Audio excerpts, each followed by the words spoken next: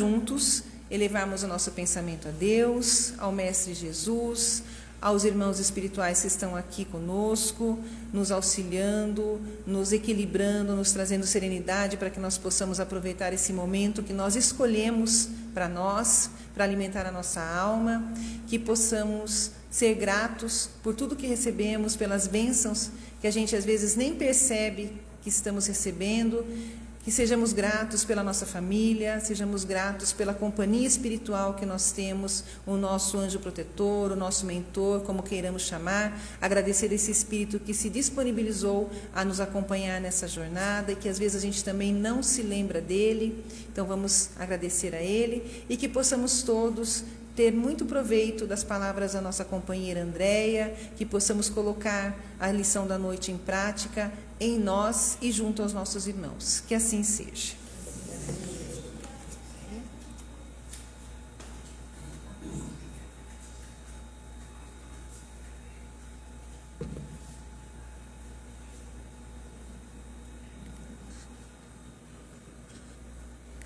Boa noite a todos.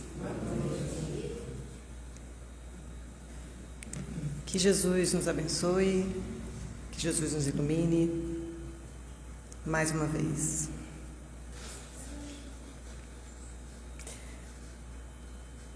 Antes de chegarmos no tema, eu gostaria de trazer uma história. Tá bom assim? Um pouquinho. Ok. Eu gostaria de trazer uma história que está relatada no livro Luz no Lar, psicografado por Chico Xavier, onde se encontram vários autores espirituais, são vários contos, e um deles se intitula Papai Rico, que foi ditado em 1968 pelo espírito de Irmão X. Para quem não conhece, nessa época, Chico Xavier enfrentava diversas investidas do mal contra ele, porque psicografava tudo que vinha pela sua mediunidade. E algumas histórias, de tão verídicas, causavam um espanto. Algumas foram utilizadas até para processos judiciais, e outras na tentativa de perturbar a obra de Chico Xavier, como de alguns desencarnados que foram famosos enquanto encarnados. E um deles, um escritor famoso. E na época a família quis criticar Chico Xavier e queria os direitos autorais, dessas mensagens. E a partir daí, por orientação espiritual, todas as mensagens desse espírito foram intituladas como Irmão X. E ele nos conta então a história de Cantídio Pereira. Então ele, Irmão X, desencarnado e no plano espiritual, já trabalhando do lado de lá, já recuperado da sua reencarnação, reencontra com um grande amigo que havia desencarnado. Depois ele vai lhe contar há cerca de 2 anos.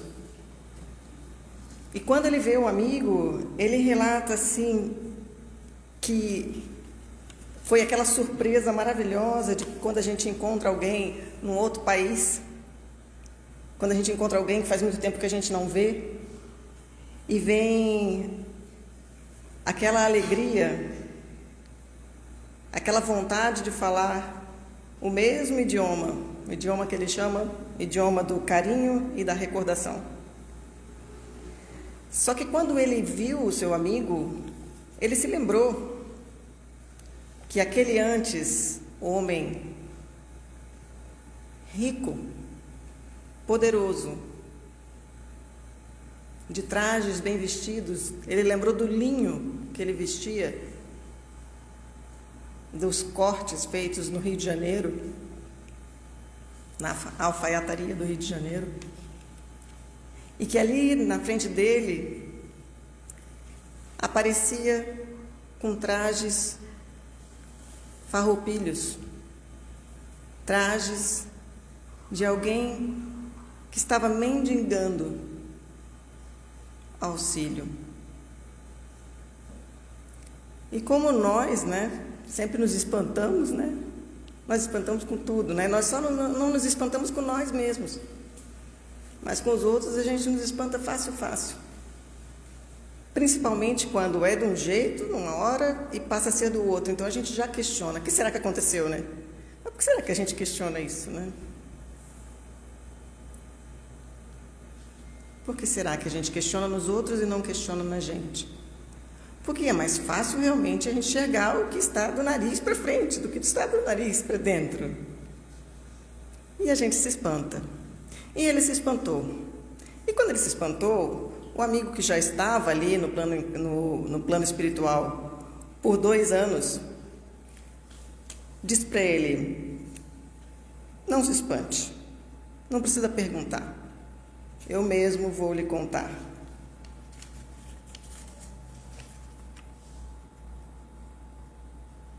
E ele diz assim, palavras do irmão X: não se admire, meu caro, não é a morte que opera tamanha transformação, é a própria vida que continua.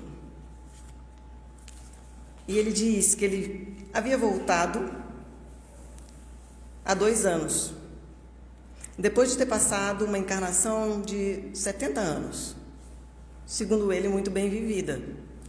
Ele foi uma pessoa muito abastada, que tinha 2 propriedades, 2 fazendas no Rio de Janeiro, mais casas na praia e imóveis. Ele ficou viúvo muito cedo, como logo após o casamento, na sua plena mocidade, mas viúvo com 4 filhos, os quais ele tomou conta. E que 4 filhos, segundo ele considerava os seus 4 amores. Esses 4 filhos lhe povoaram a velhice com 4 netos, que ele chamava de raios de sol. E ele conta para irmão X, seu amigo, agora no plano espiritual, reencontrado: sabe, eu julguei que a morte não ia me distanciar e não ia distanciar uns dos outros, mas bastaram 7 dias após eu cerrar os meus olhos e, abre aspas, a paixão do dinheiro endoideceu minha gente. E tudo começou aos pés da oração no 7º dia da grande separação. Naquela época, naquele hábito desse ritual de orar pelos desencarnados no 7º dia. Conta ele que seus filhos e suas filhas, imediatamente após essa oração, começaram a trocar olhares desconfiados, pensando: o que será de nós agora, diante de tanta riqueza? E aí começou uma rixa das filhas pela posse de um simples conjunto de porcelana chinesa. E ele conta que não era pelo valor afetivo, mas sim pelo preço que seriam vendidas no mercado. Filhos e respectivas esposas começaram então a brigar. Quando foram para o apartamento, começaram a disputar fisicamente pelos objetos valiosos, a ponto de trocarem palavras, palavrões, violência verbal, violência física, e destruir aquele patrimônio.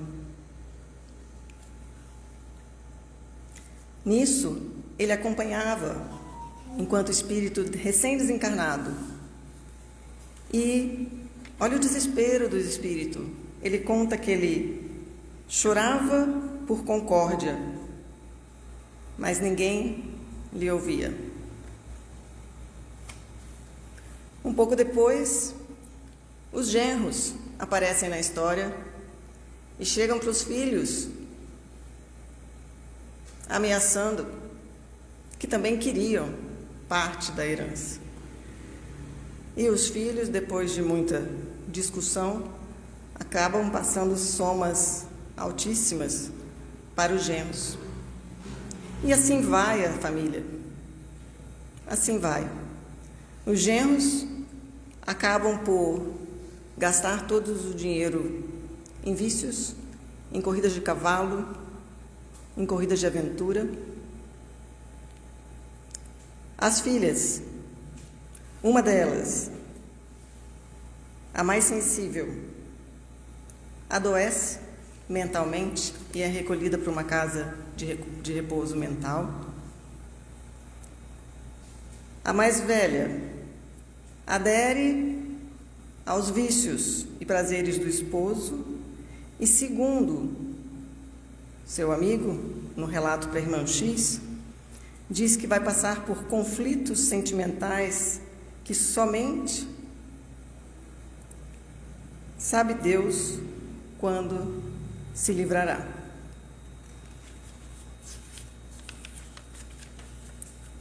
Os filhos, por sua vez, que eram grandes amigos, os irmãos, começam a ter intrigas a respeito do gado. Quem fica com que parte? A sua parte é melhor do que a minha. E também, ainda nessa encarnação, se transformam em maiores inimigos. Os netos, nesse contexto, acabam também por escolher o caminho dos entorpecentes e de outros flagelos avassaladores. E ele finaliza o relato para irmão X dizendo o seguinte, e é essa reflexão com a qual eu gostaria de começar a noite. Nunca recebi dos meus o favor de uma prece. Veja bem, espírito desencarnado. Uma prece realmente sincera. Nem o socorro de um só pensamento de gratidão. Veja quanto ensinamento. Um pensamento de gratidão de um ente para um ente querido que desencarna. A gratidão seja para um irmão, seja para um pai, seja para uma mãe, para uma avó, para um tio, para alguém que tem um laço afetivo. Posso não falar com essa pessoa nunca mais na minha vida, mas se eu tenho esse sentimento de gratidão e esse espírito desencarna, ele recebe. E se ele estiver necessitado, ele recebe como um socorro. E ele continua. No fundo, colhi o que semeei. E aqui eu pauso, porque até agora, a maioria de nós provavelmente está contra a família, contra os filhos, contra todo mundo e contra toda a injustiça desse espírito que está relatando. Mas, na verdade, o grande ensinamento é o depoimento dele. O grande ensinamento é, no fundo, colhi o que semeei. Acima da riqueza amoedada, deveria colocar o trabalho e a educação, a fraternidade e a beneficência. Agora, preciso voltar à Terra. E aí a história continua, e ele pede permissão para voltar à Terra, só que não tinha vaga agora, só daria 50 anos. E ele tinha mérito para esperar, porque do outro lado é o contrário, a gente tem mérito para esperar. Quem não tem mérito, vem em reencarnação compulsória, vem assim mesmo, vai lá que você precisa acertar umas contas.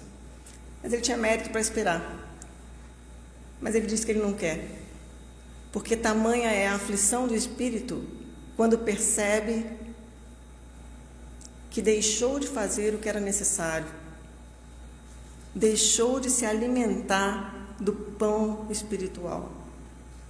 E aí vem a fome do espírito de reparação. E aí ele pede para adiantar e eles arrumam uma vaguinha. Só que essa vaguinha, vocês podem imaginar que foi num lar muito mais humilde, numa situação muito menos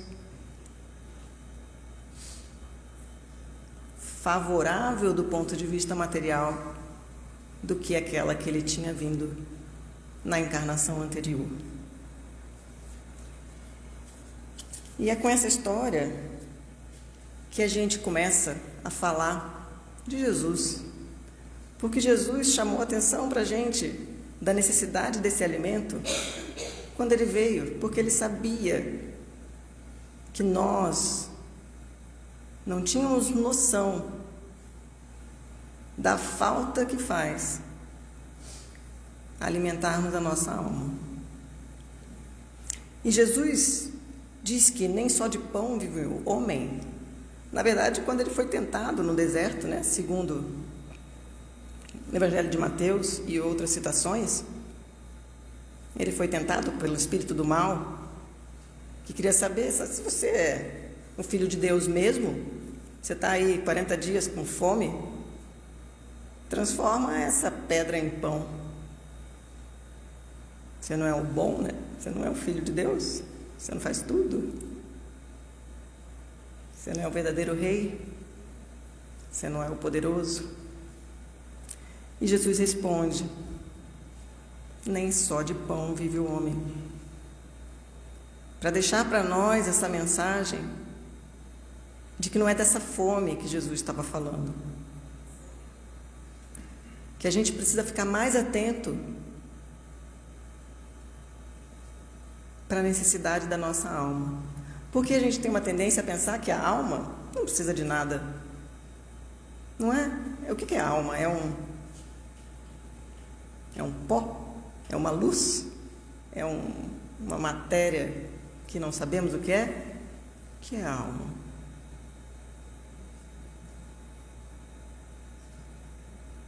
A alma precisa de alimento.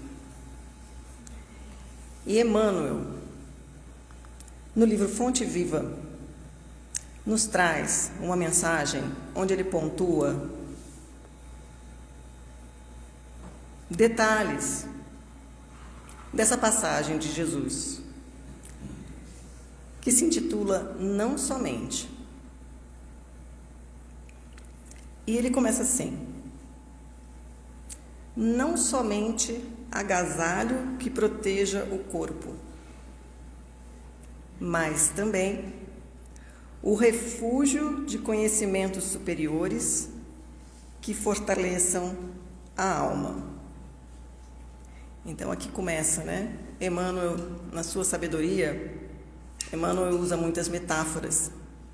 André Luiz vai mais direto ao ponto e fala: se não fizer isto, acontece isso.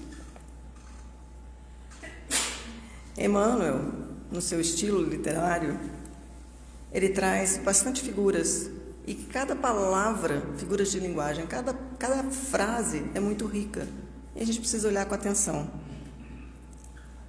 Então, esse pão espiritual, esse alimento espiritual, pode ser, por exemplo, o análogo ao agasalho do corpo, né? O que o agasalho faz com o corpo? Protege, tira do frio, diminui o sofrimento. Então, o que pode fortalecer a alma e nos proteger? Ele diz: o refúgio de conhecimentos superiores. O que será que são conhecimentos superiores?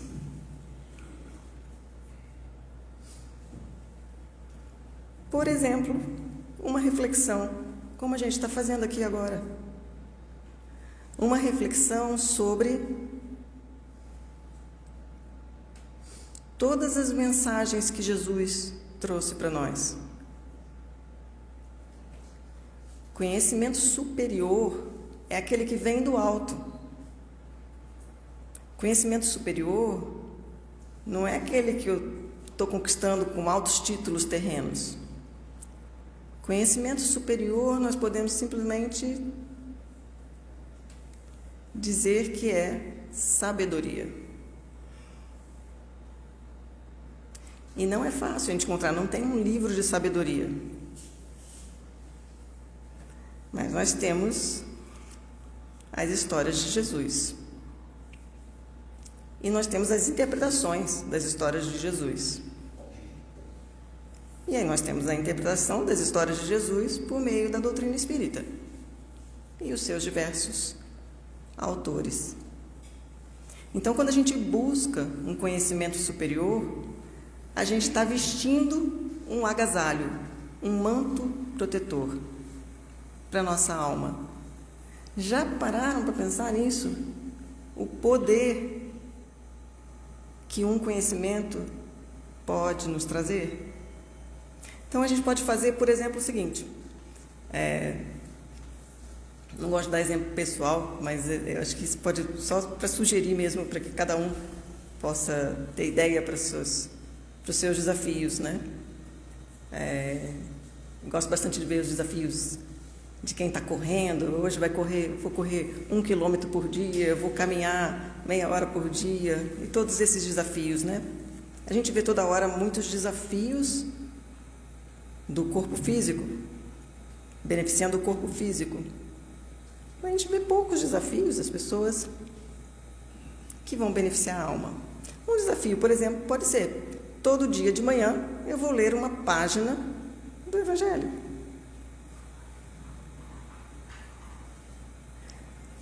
Nós temos vários desafios, né?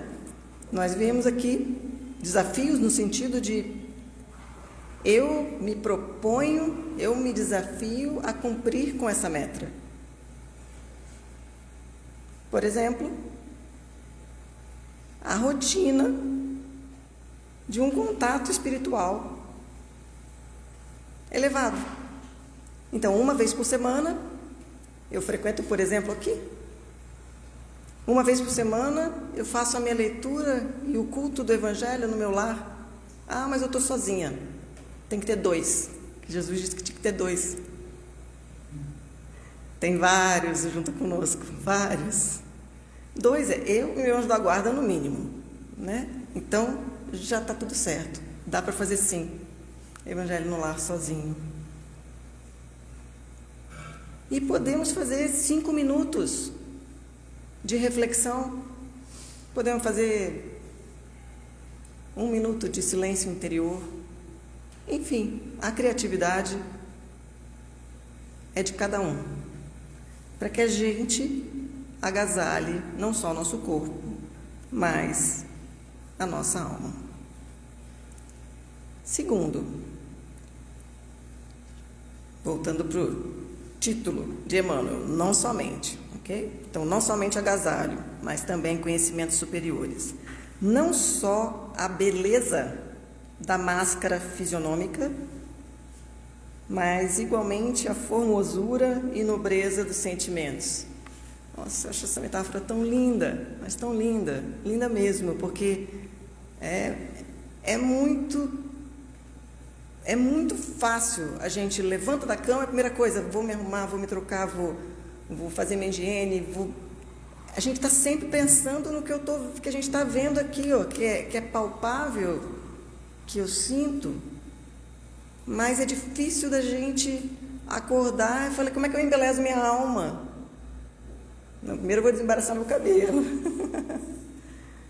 Mas será que alguém aqui já acordou falando assim, ó, ai, preciso tirar esse nó da minha alma?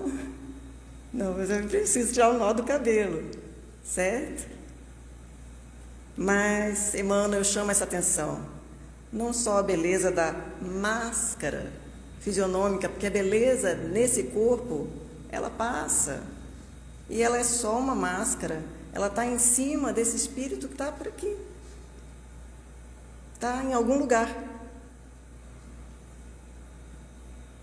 Daqui a pouco passa. e fica o espírito. Então, melhor que a gente embeleze o espírito, porque depois, como é que vai ser? Se cai esse corpo e fica uma coisa horrorosa, que nem eu vou ser capaz de me olhar no espelho.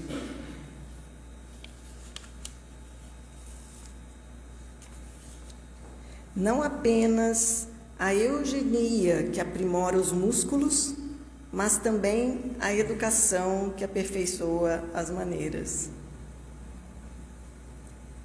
Estava falando dos desafios de correr, de caminhar, de fazer musculação, de fazer seja qual for o esporte, qual seja a atividade física, muito, extremamente necessária, porque se não fizermos, vamos ter complicações. E a gente precisa cuidar do corpo para que esse espírito se manifeste nessa encarnação. Mas o problema é se a gente pensa somente em aprimorar os músculos. A gente precisa aprimorar a alma. E como é que a gente faz a ginástica de aprimoramento da alma? Educação que aperfeiçoa as maneiras. Se todo dia eu fizer uma ginástica da gentileza, por educação, eu também não estou falando fazer nenhum curso de especialização. Por educação, é educação interna. A começar pela gentileza. Exercício diário. Precisa fortalecer. Senão, como a musculação, depois eu não consigo levantar nem meio quilo. Então, se eu não me educo, diante de um desafio, quando eu encontro alguém mal-humorado, alguém que não está bem, alguém que está sofrendo, e vem descontar este problema no primeiro que aparece, esse primeiro sou eu,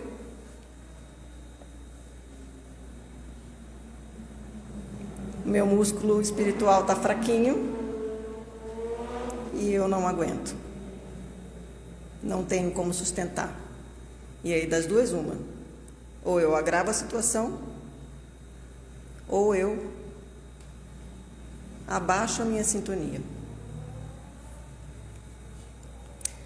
Quarto, não somente a cirurgia que extirpa o defeito orgânico, mas igualmente o esforço próprio que anula o defeito íntimo. Quantas doenças são geradas na alma? Segundo os estudiosos da medicina, todas.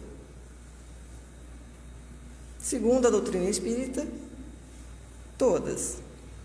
Segundo outras doutrinas religiosas, todas também. Ah, mas então não vou fazer cirurgia que está programada para segunda-feira? Vai fazer esse senhor, porque já estragou esse pedacinho. E graças a bom Deus, ao bom médico, à boa enfermeira e a bom todos, a gente tem a oportunidade de fazer e deve fazê-lo.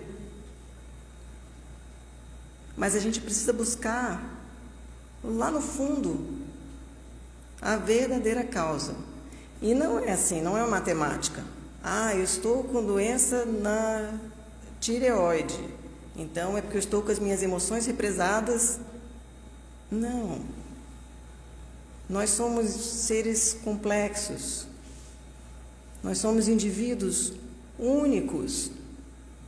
Por mais que nós sejamos parecidos e tenhamos comportamentos que sejam repetidos, nós somos únicos. Mas, se alguma coisa permanece, está difícil de ser curada do ponto de vista orgânico, podemos sim procurar que tem um coração, ou melhor dizer, uma alma, um espírito, um pontinho desse espírito em sofrimento. E que a gente precisa deixar vir à tona para a gente poder resolver o outro problema do corpo. Não só o domicílio confortável para a vida física, mas também a casa invisível dos princípios edificantes em que o espírito se faça útil, estimado e respeitado, ou melhor, respeitável. E é aqui que o nosso amigo deu uma tropeçada naquela encarnação. Não só o domicílio confortável, ele além de domicílio confortável, ele tinha riqueza. E na riqueza, está no Evangelho segundo o Espiritismo, nós podemos ser o bom rico ou o mau rico. O mau rico é aquele que vai negar a ajuda para Lázaro, um mendigo que estava batendo na sua porta e que vai vir a óbito, vai falecer e desencarna. Depois, o mau rico desencarna também. E quando chega no plano espiritual, vê Lázaro iluminadíssimo e pergunta para a espiritualidade: mas como assim? Ele não era mendigo? Não, ele já sofreu tudo o que ele tinha para sofrer. E você teve tudo o que você queria. Agora, você chega aqui e não temos nada para você. Ele, ao contrário, que enfrentou o sofrimento com resignação, encontrou a luz. E o bom rico? O bom rico é aquele que usa da riqueza para desenvolver a sua inteligência, para prover para seus dependentes aquilo que é necessário, para promover riqueza e ajuda e suporte para outras pessoas, para gerar emprego, para gerar abrigo, para sim fazer caridade material, para tirar pessoas da miséria, que ninguém veio aqui para passar por miséria. A pobreza é uma prova, mas a miséria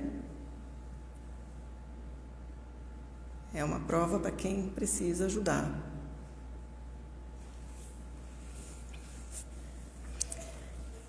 Emmanuel vai adiante. Não apenas os títulos honrosos que ilustram a personalidade transitória, mas igualmente as virtudes comprovadas na luta objetiva que enriqueçam a consciência eterna.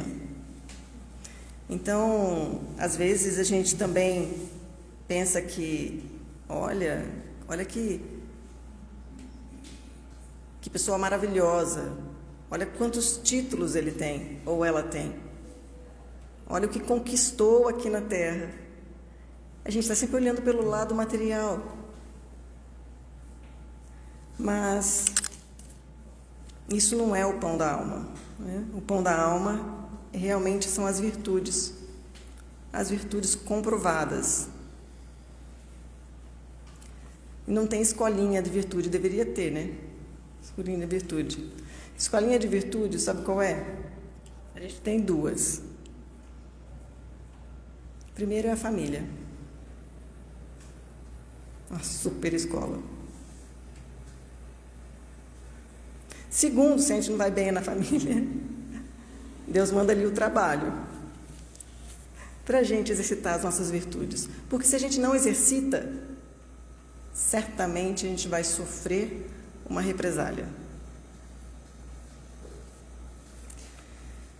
Então, esse título que a gente precisa.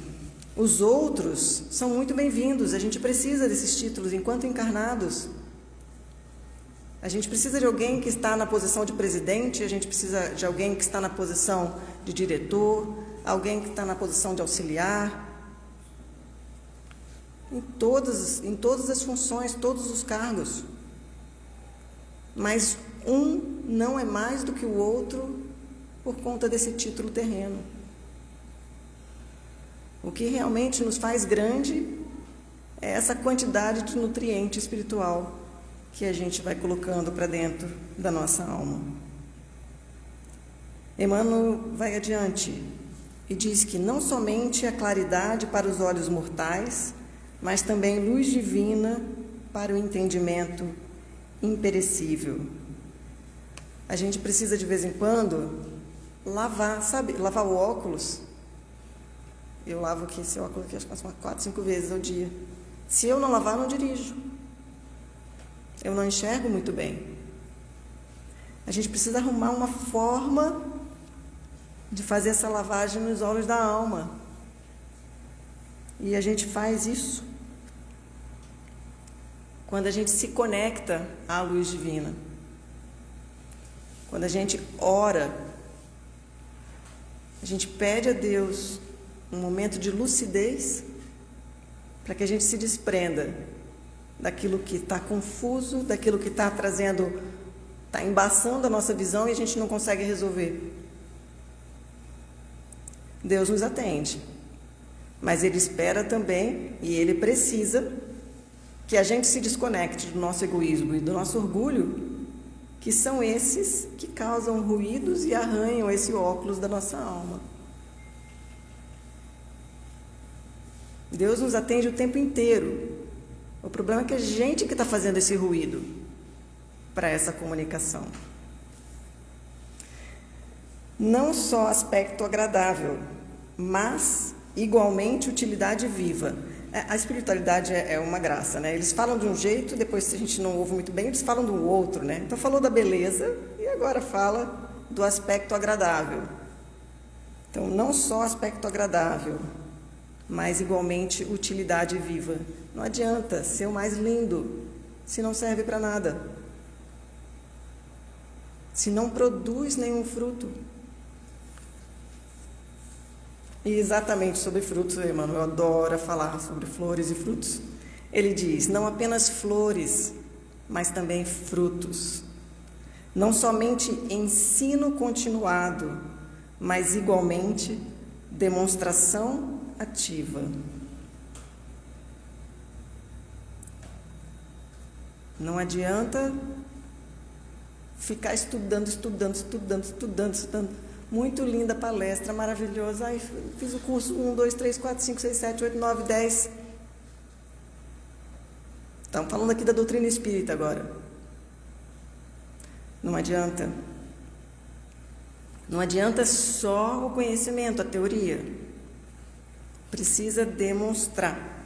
Precisa demonstrar que aquele ensinamento realmente é eficiente. Jesus fez isso.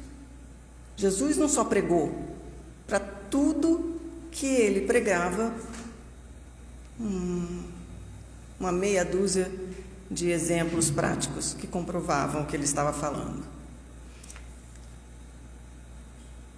Não só, então, a teoria excelente, mas também a prática santificante. Então, além do exemplo, eu não posso estar aqui falando uma coisa e ali para fora, né? Eu gosto de falar isso. E dali para fora a gente se encontra, não dá nem 2 minutos que acaba a palestra, já é uma outra Andréia. Não dá. Então, a gente também tem que exemplificar aquilo que a gente aprende e tem que pôr em prática. E essa prática, ele diz aqui, é uma prática santificante, né? Então, eu não vou pôr em prática do jeito que eu acho e todo mundo se magoa, todo mundo fica triste, todo mundo que eu encontro fala, não, mas eu aprendi isso. Mas se você está provocando choros e lágrimas, então alguma coisa não está certa. Aí vem o 12. Não apenas nós, mas igualmente os outros. Porque muitas vezes esses enganos do conhecimento de Jesus, eles acontecem porque a gente está olhando só para a gente.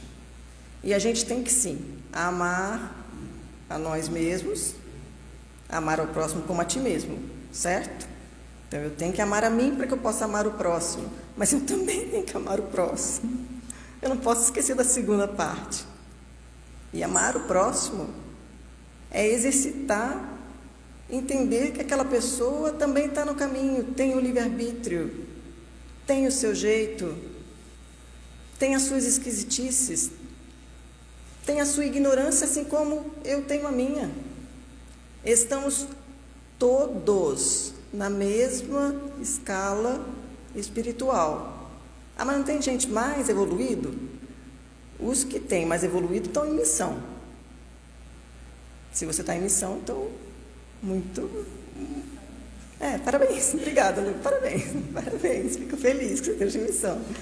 Continue, não é? Mas quem está em missão não sofre.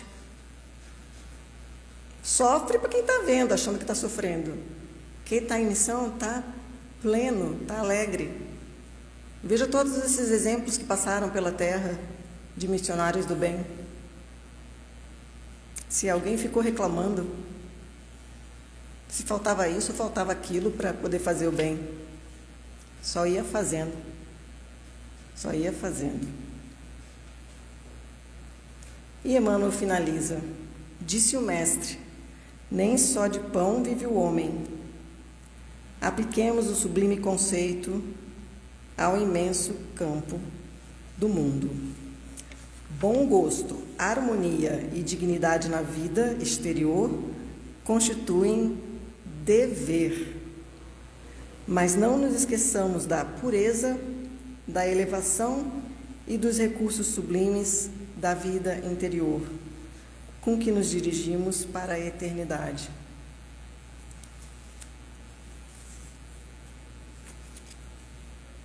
E nós estamos na semana que a gente comemora o dia de Kardec, né? Dia 18, onde foi em 1857, 18 de abril, tivemos aí a bênção da codificação da doutrina espírita. Eu fico aqui imaginando como que nessa época alguém recebia, por meio da mediunidade, cartas, depoimentos, como esse que foi agora que eu citei, por meio da mediunidade de Chico, mas na época da mediunidade das médiuns que trabalhavam junto com Kardec. Imagina receber uma história dessa que eu contei, que a gente viu aqui, em 1857, que uma pessoa abastada chega do outro lado e vê a sua família em sofrimento e sofre porque não pode fazer nada e pede para voltar o mais rápido possível, porque reconhece que poderia ter feito diferente. Então, que a gente possa... Eu gostaria muito de trazer aqui hoje uma listinha, que nem a gente faz a listinha para cestas básicas de alimentos não perecíveis. Gostaria muito de fazer uma listinha para que cada um pudesse comprar na esquina alimentos não perecíveis para a alma. E que amanhã, quando o comércio abrisse, a gente pudesse encher a malinha, porque se amanhã ou hoje, de repente, a gente é chamado de volta, porque a gente não sabe qual é a nossa data limite, a gente tivesse com a alma superalimentada, para não passar essa fome que o espírito do irmão X relatou aqui para a gente, e que Jesus disse que a gente vai passar. Mas eu não tenho endereço do comércio que a gente possa comprar, porque não se compra, né? Se conquista. Mas a gente pode sim trazer esses depoimentos que eles vão nos motivando para que a gente possa fazer um exercício diário, exercício segundo a segundo, de buscar um pouquinho de alimento espiritual. Seja conosco, seja com quem a gente ama, seja com quem a gente não ama. A gente precisa aprender a nos nutrirmos melhor. Que Jesus nos ampare, que Jesus nos ilumine, que a gente possa levar esse conhecimento para os nossos lares, para o nosso trabalho, e que a gente possa realmente sair aqui um pouco mais alimentado espiritualmente. Mas cabe a cada um de nós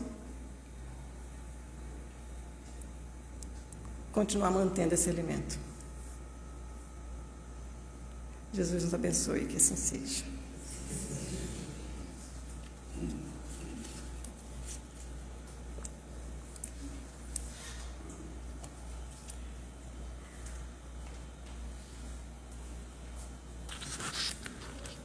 Andréia, muito obrigada.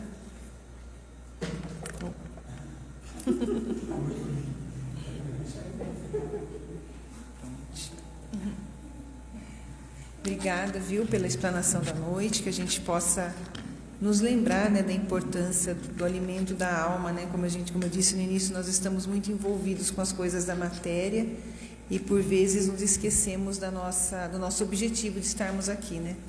Que é exercitarmos as nossas virtudes para voltarmos menos sobrecarregados para o mundo espiritual. E a Andréia citou aqui, né, é bem lembrado, que essa semana nós comemoramos o dia de Allan Kardec em razão da publicação do Livro dos Espíritos em 18 de abril de 1857, e amanhã vai acontecer na Câmara Municipal de Piracicaba uma palestra realizada pelo Luiz Pessoa Guimarães, uma pessoa com um extenso conhecimento da doutrina, e vai ter essa palestra comemorativa, estão todos convidados, tá? Eu acho muito importante que os espíritas compareçam, porque, afinal de contas, fica até um pouco incoerente nós nos denominarmos espíritas e quando tem um evento, quando tem algo que é para demonstrar a nossa união, demonstrar o quanto nós nos beneficiamos, o quanto nós acreditamos na doutrina, infelizmente o espaço fica vazio, né? Eu tenho informações de que o ano passado esse mesmo evento teve uma adesão bem pequena e é muito triste, porque é um palestrante de qualidade, é um local confortabilíssimo para receber as pessoas, é um local grande que espera um grande público e às vezes não sabemos quais os motivos, acaba ficando vazio. Então eu gostaria de convidar aqueles que tiverem oportunidade de comparecerem, que prestigiem, né, para a gente. Imaginem se fosse um evento evangélico, ia faltar cadeiras na Câmara. Se fosse um evento católico, também estaria lotado. Por que os eventos espíritas não têm a mesma repercussão, a mesma adesão? Então fica a reflexão para a gente pensar, né? Já justifico minha ausência, porque amanhã nós temos o curso de mediunidade aqui na casa, né? Então nós damos continuidade aos nossos estudos. Então, ela falou, o exemplo, né? Ela falou lá, mas cadê ela que não está aqui? É devido a outros compromissos, mas aqueles que puderem, por favor, compareçam, vai ser uma noite muito proveitosa. Então, agradeço novamente a Andréia, informo que nós vamos passar a segunda parte do nosso trabalho, que é a fluidoterapia. Aqueles que desejarem podem aguardar sentados, o Cristiano irá conduzi-los, e aqueles que desejarem adquirir uma feijoada, eu estarei ali fora para atendê-los.